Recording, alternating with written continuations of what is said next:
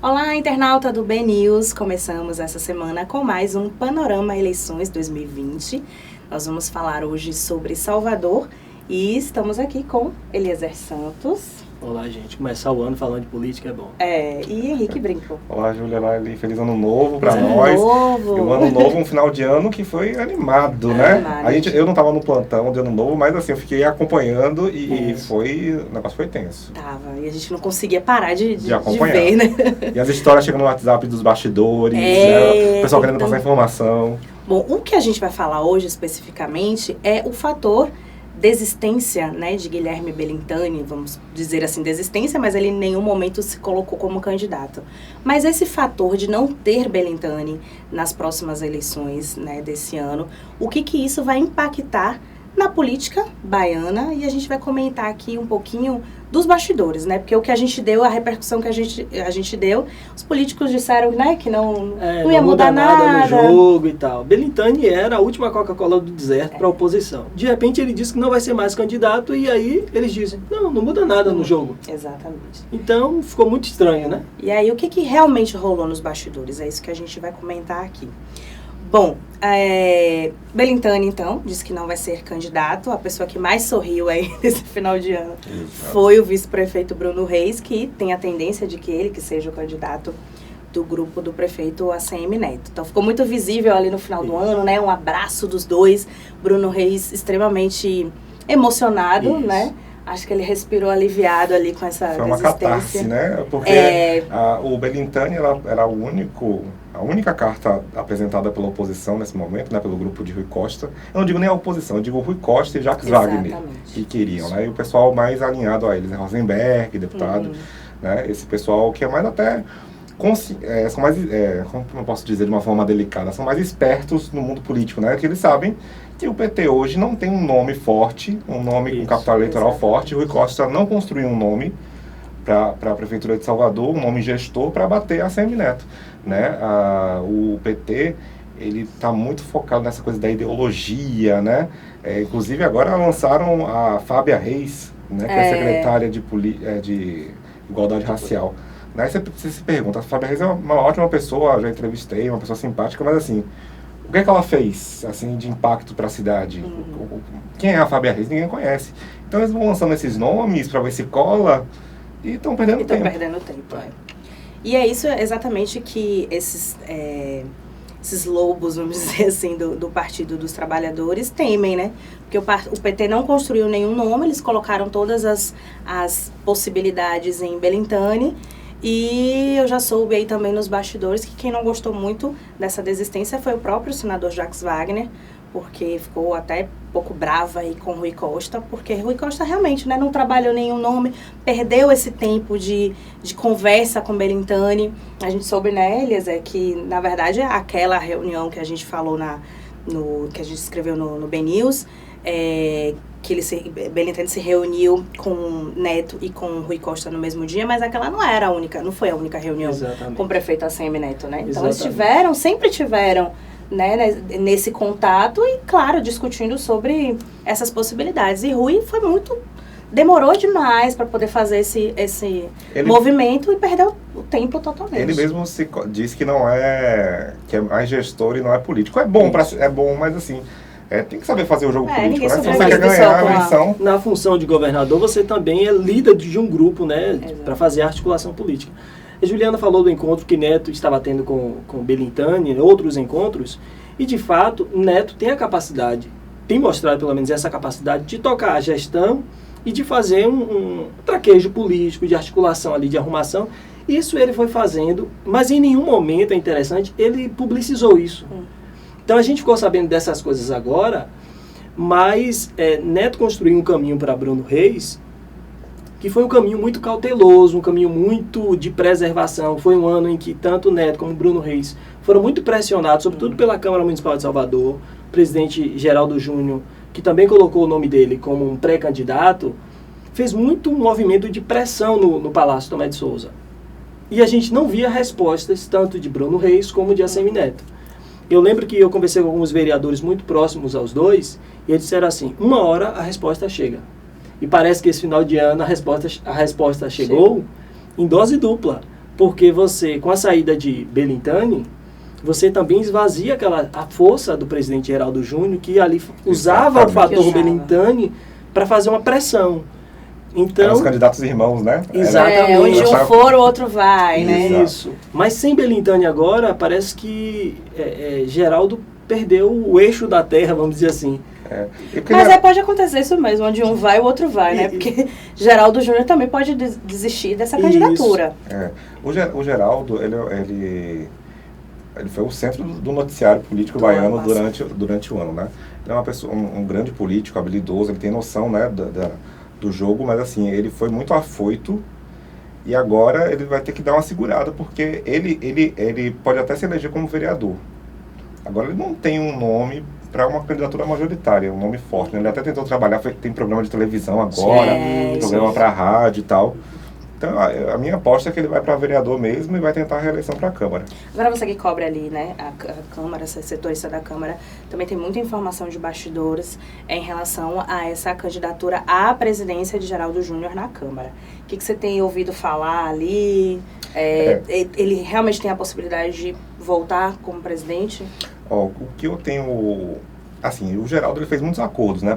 Ele foi aclamado para ser eleito presidente, fez muitos acordos. Os vereadores, nessa briga entre Câmara Municipal e Prefeitura, eles ficam ali no meio, né, na disputa, eles não podem se posicionar. E há algumas reclamações, sim, de Geraldo, porque dizem, né, que ele não atende os vereadores. Né? Não sei se ele vai ganhar com facilidade uma nova eleição. E, inclusive, já tem gente falando até que Kiki Bispo, né, na eventual vitória de Bruno Reis, Kiki Bispo e Bruno Reis são muito próximos. Fortalecido, né?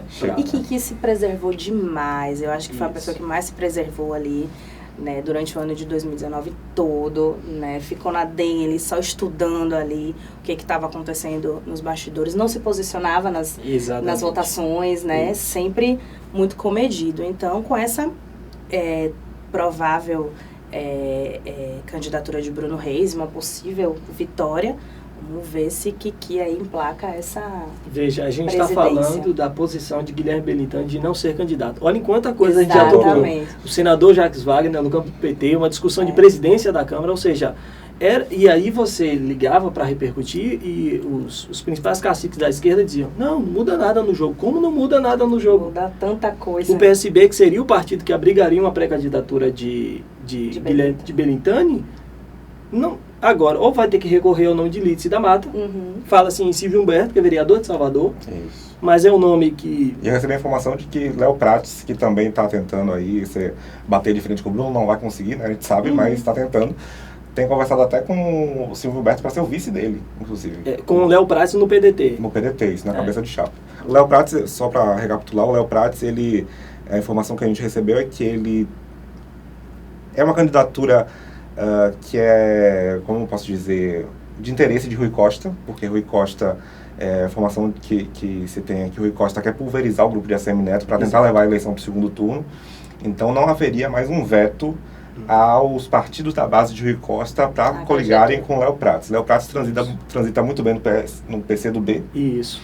E saiu também uma foto na última sexta-feira do ano de Léo Prates com o pessoal do Podemos. Conversei com o pessoal do Podemos. Disse que houve sim um diálogo ali preliminar, nada definido ainda, mas Léo Prates está se movimentando para crescer o nome dele, para quando chegar nas convenções, brigar pela cabeça de chapa, né? Ele, inclusive eu conversei com ele sobre isso, ele falou que que vai tirar a candidatura dele caso não esteja na frente, né, caso não seja viável, porque ele não vai trair o grupo de ACM Neto, mas a gente sabe que ele vai brigar por isso. E isso tem consequências, né? Inclusive, podem ser consequências pesadas para Léo, se ele retirar essa candidatura, e como é que ele vai se movimentar dentro do grupo do prefeito ACM Neto. A gente até colocou na coluna Na Sombra do Poder de hoje uma foto que foi no dia 30, né? Isso. Ali no Festival da Virada. Festival da Virada, Léo assim, todo amuado ali atrás. Que Neto faz uma foto com alguns vereadores da base e Léo tá assim ao fundo. E ele realmente fica um clima chato, né? Ele tá tentando se viabilizar, mas e se isso não der certo, né? Como é que vai ficar? Só voltando um pouquinho para o fator Belintani, a decisão de Belintani também passou pela performance do Esporte Clube Bahia. Sim.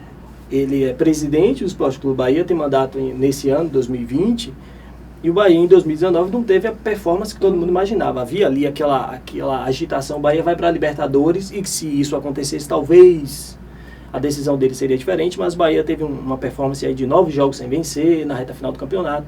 Não foi nada tão interessante e como as pessoas imaginavam que poderia ser.